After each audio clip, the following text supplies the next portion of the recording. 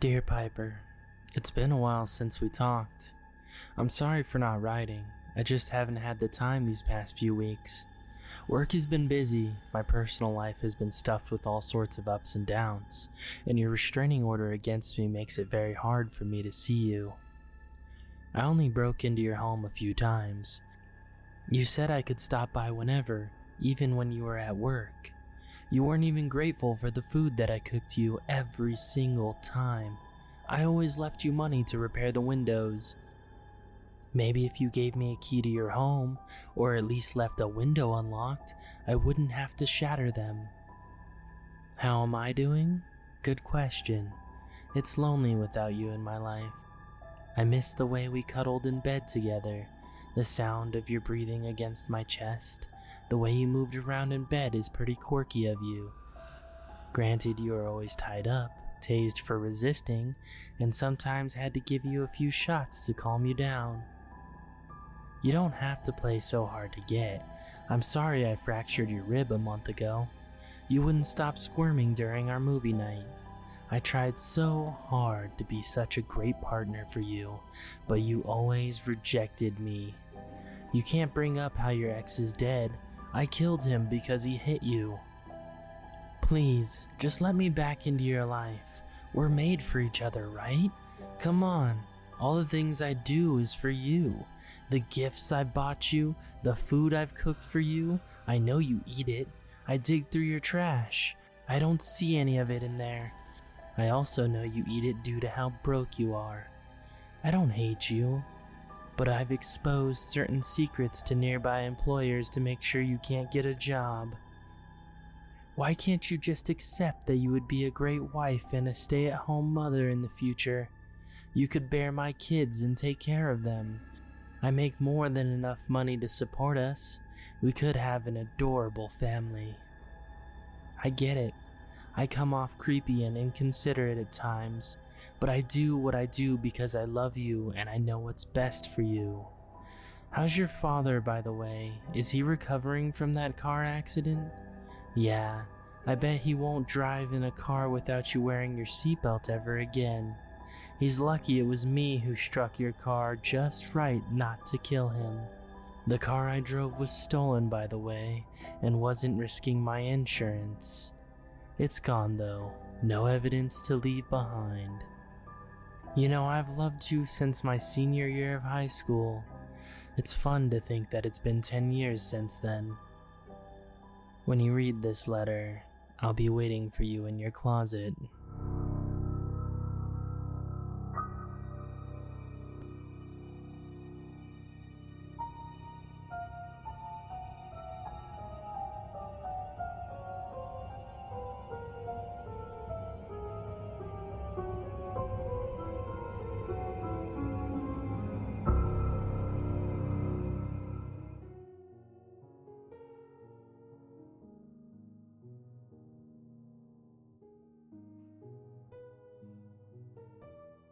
My girlfriend Lily is so beautiful and I love her so much.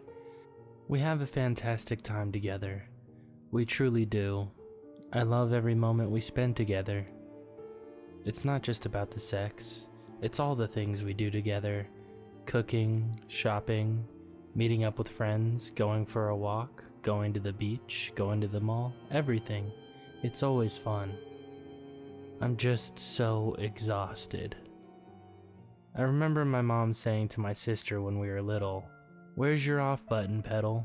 "Oh, there it is," and laugh and press her belly button or the back of her neck.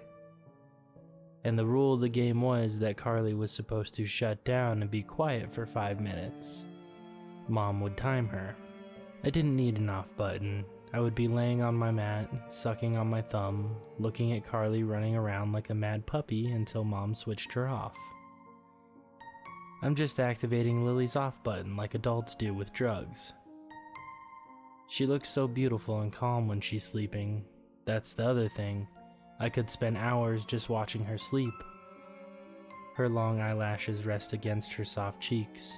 Her hair is always tawny and lovely across her gorgeous shoulders and chest, and those silly frilly pink things she wears to bed. I moan from delight and love just looking at her. Then there comes the faint glimmer beneath her eyelashes and my heart contracts. She's waking up. She's going to flash those dark eyes at me and plan. I have no idea what she wants to do, what the plans are. I just know peace and quiet are gone. The rest of the day will be spent rushing about, doing this and that, and talking to others. Not to mention spending a lot of money. If only she would be content, as I am, to spend a Sunday in bed with me. Doesn't that sound delightful? Just a lazy Sunday, rolling around in bed, snacking a bit, watching some Netflix, having sex, then napping and cuddling, then snacking again? Am I cheap for suggesting that? Women of Reddit, doesn't that sound like a lovely Sunday to you? Not to Lily. She actually thought I was joking when I said, like my mom used to, that we have an indoor day. We'll have plenty of time to rest when we're dead, Chris, she said somewhat unnecessarily and sharply in my opinion. She always talks about living life to the full and living her best life. That was when I decided to add some sleep stuff to her evening meal, and it worked like a charm.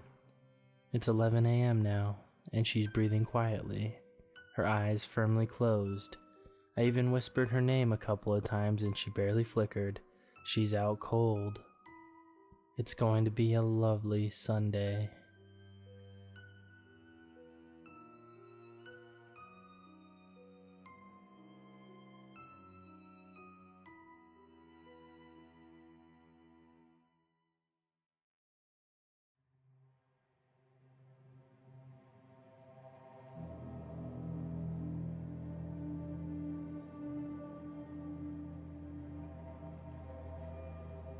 As I stood in the almost empty classroom with only 2 other students, I realized that signing up randomly for whichever course was available might not have been the best choice. But, well, I didn't really have much of a choice anyway. I scoffed at myself. 6 months. Just 6 months of this and I could switch to something else. My mood lightened at the thought of the pizza that was waiting for me that night. As I stood there, the door opened and a man walked in. He was well dressed, with long curls cascading to his shoulders, and a face so striking it was almost otherworldly. I hadn't seen anyone so beautiful in years. The sight of him stunned me. Without saying a word, he picked up a broken piece of chalk and wrote on the board, "Nice to meet you all. I'm Ron, your sculpting teacher." I blinked startled. Teacher? For a moment, I thought he was a model or an artist on display. The other 2 students seemed unimpressed, sighing heavily, clearly disinterested. After the brief introduction, the class started, but it wasn't what I expected. Instead of working on anything hands-on, Ron played a video about the basics of sculpting and remained silent the entire time. I spent more time looking at him than at the video. After the class, I learned the other 2 students were dropping out. I considered doing the same, but something about the quiet intrigue of the class, and Ron, made me decide to stay. A part of me felt bad for him too. If no one else stayed, would he lose his job? The next day, I was the only one in the classroom. It felt oddly intimate, the silence heavier than before. Ron walked up to me and handed me a piece of paper. It said, "Are you sure you want to continue this class?" I smirked, thinking it was a test, but then I realized he couldn't speak. The knowledge hit me harder than it should have, and I immediately felt guilty for smirking. I nodded and said yes, half out of genuine interest and half out of pity.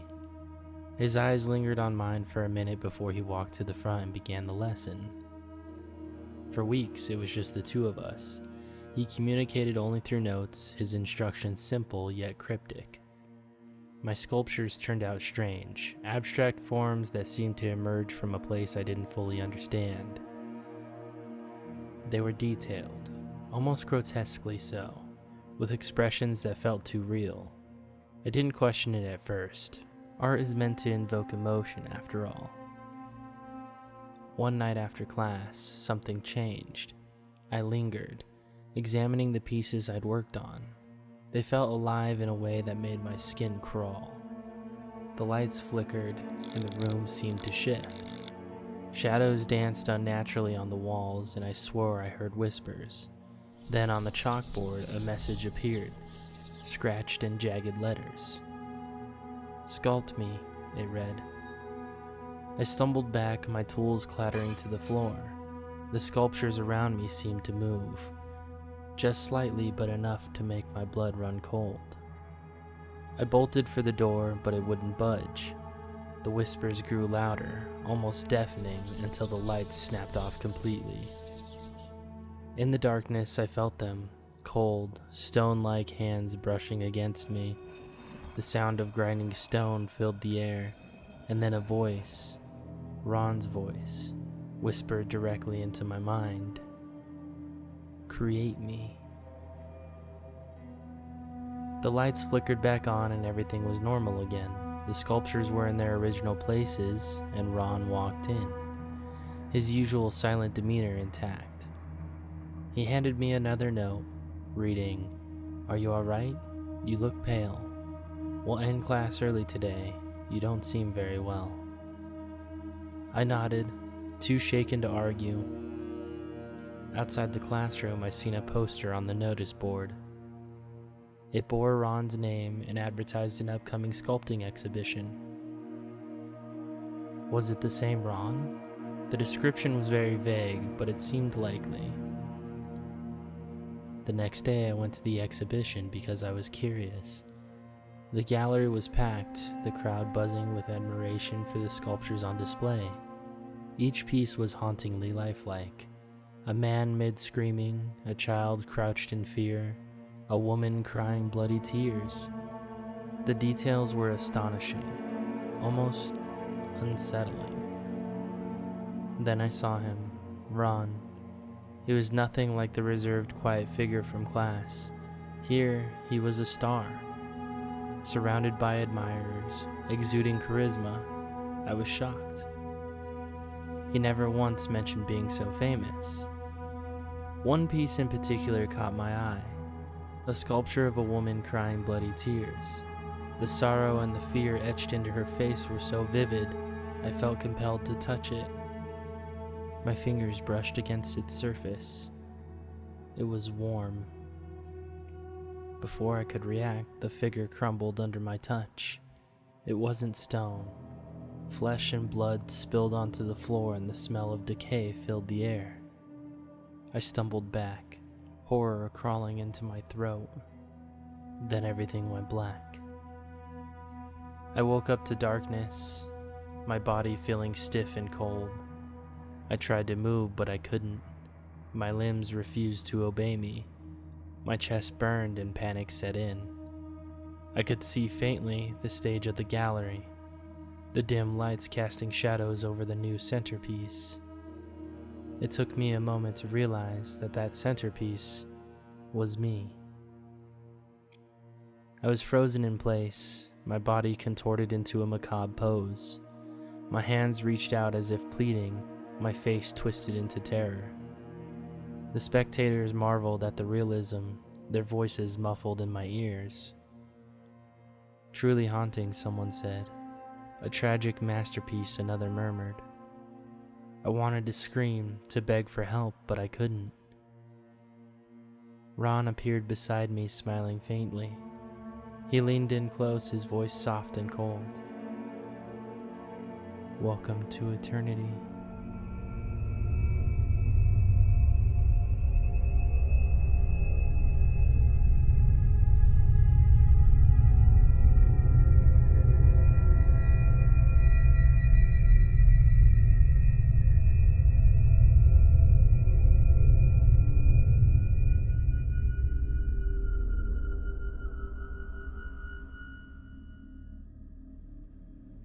Damn it, Marty.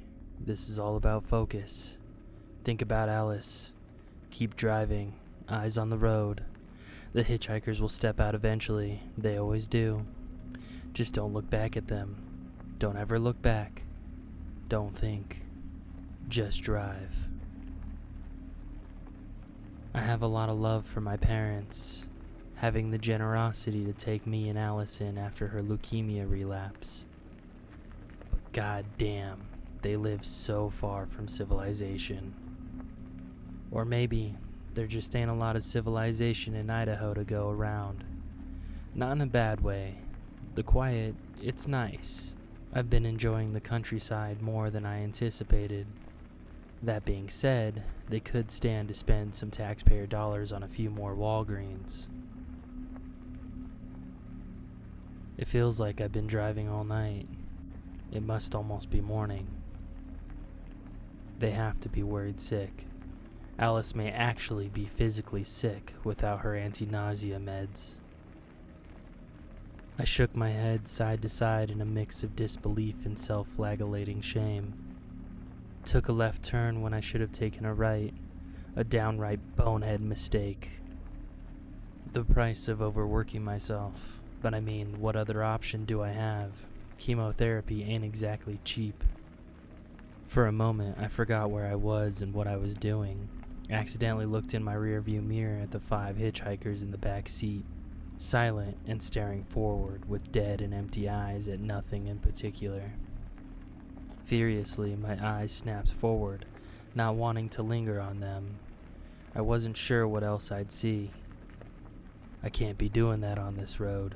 Maintaining focus is key. Despite my near instantaneous reaction, I did see the new hitchhikers, but only for a moment. No surprises this time, thankfully. They wore suits like all the others, monocolored with earthy tones from head to toe. Same odd fabric too, rough and coarse looking, almost like leather. Honestly, I've never seen anything like it before tonight. But I haven't been in a situation like this before either. Whatever backwards country I got myself turned around in, it likes to follow its own rules. For example, I didn't pull over to pick up these hitchhikers. Somehow they just found their way in. Or maybe I did pull over and let them in. I've been so tired. Who could even be sure? They don't say much, no matter how many questions I ask. I would love to know where I am, but I guess that isn't for them to say. My gaze again drifted, this time from the road to the car's dashboard, and I let myself see the time. Another mistake. 7:59 p.m. No, that's not right. I rapidly blinked a few times, adjusted myself so I was sitting up straighter, and then looked back at the clock again. Now it didn't show any time at all. Marty, Jesus, focus up. I blinked once more, this time for longer. Not sure how long I was blinking. Couldn't have been longer than 10 seconds. If I close my eyes for too long, they become hard to open again. It requires a lot of energy. Anxiously, I peered back at the dashboard for a third time. 4:45 a.m. See? There we go. Now that makes sense. By the time dawn arrives, I'm sure I'll find a gas station to pull over in. Ask for directions back to whatever my parents' address is. I'll figure it out later. Right now I need to focus. Funny things happened in this part of the country when you didn't focus. Sometimes the yellow pavement markings would change colors or disappear entirely. Other times the road itself would start to look off, black asphalt turning to muddy brownstone at a moment's notice. At first it scared me a lot, but come to think of it, made me want to pull over and close my eyes. But Alice needed her nausea meds, and judging by the time I had to work in 2 short hours, I needed to make it home soon so I could check on her, give her a kiss before school, and hopefully I'll have time to brew a pot of coffee too. My eyes though, my damn eyes, they just don't want to stick with the program, dancing around from thing to thing like they don't have a care in the world. They have one job: watch the road for places that might have a map or someone who can tell me where I am. Well, 2 jobs actually. Watch the road and focus on the road. At least it wasn't treacherous. The path had been pretty much straight after the wrong turn. Initially, Alice was nervous about starting her new school, and I get it. The transition is hard enough without factoring in everything she had to manage in her short life. We'd been lucky, though, finding a well-reviewed sign language school in Idaho, of all places. She's amazing. You'd think that the leukemia and the deafness from her first go with chemotherapy would have crushed her spirit. Not my Alice. She's tough as nails. Tough as nails, just like her dad. I smiled, basking in a moment of fatherly pride. Of course, you can't be doing that on this road. You'll start to see things you don't want to see. When my eyes again met the rearview mirror, I noticed there was only one hitchhiker now, but he had transformed and revealed his true shape. His face was flat like a manhole cover, almost the size of a manhole cover too, but less circular, more oblong. He was staring at me with one bulging eye. It was the only eye he had, the only eye I could see at least. No other recognizable facial features, just the one bloated, soulless eye. What's worse is I saw what was behind him. Behind the car, I mean. I closed my eyes as soon as I could, but my mind was already rapidly reviewing and trying to reconcile what I'd seen behind the car. There was a wall a few car lengths away, no road to be seen, just an inclined wall with tire tracks on it. The atmosphere behind me had a weird thickness to it. Light rays shone through the thickness unnaturally from someplace above. The ground looked like dust, or maybe it was sand.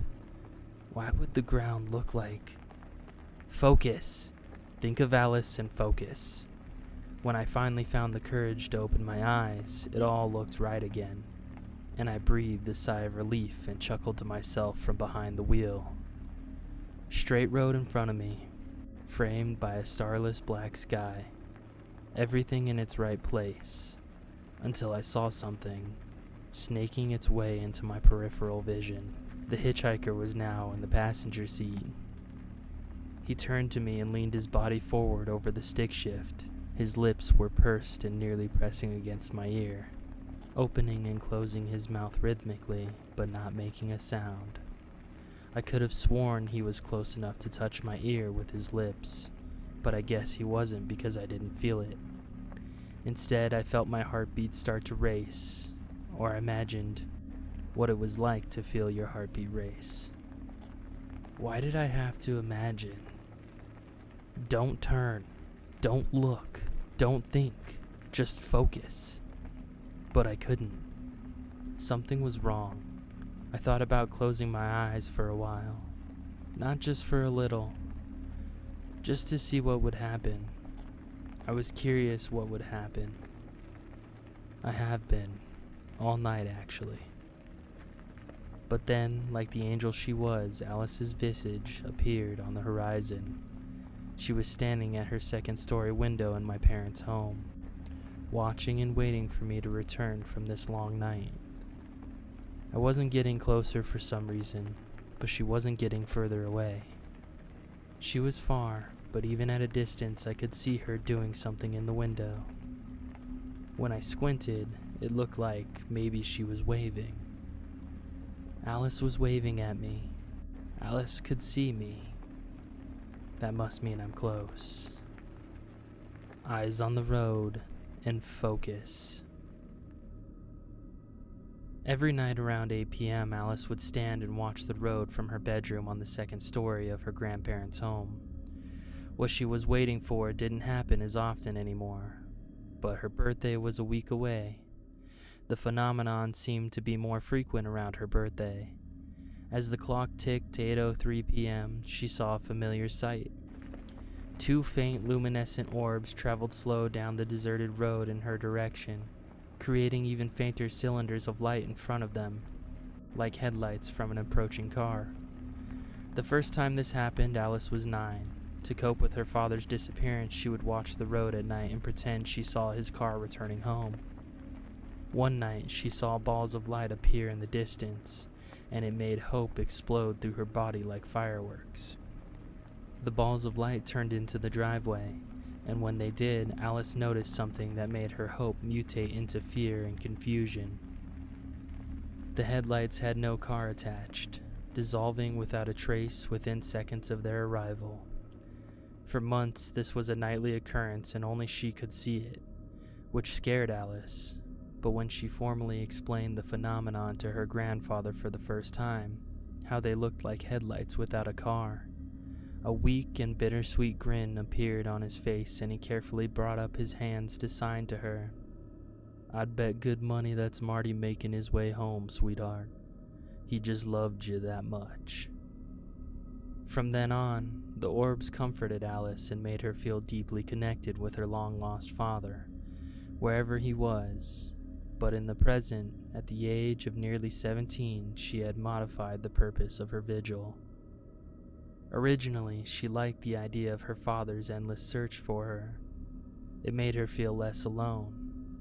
But as she lived life and matured, she realized how alone he must be looking for her from where he was. All she wanted was for Marty to stop looking. She wanted her father to finally rest. Now when the orbs passed by, she would sign to them from her window, desperately hopeful that even from where he was, he could see her hands move, communicating an important message to him. "I love you, and I miss you. But please, Dad, please let go."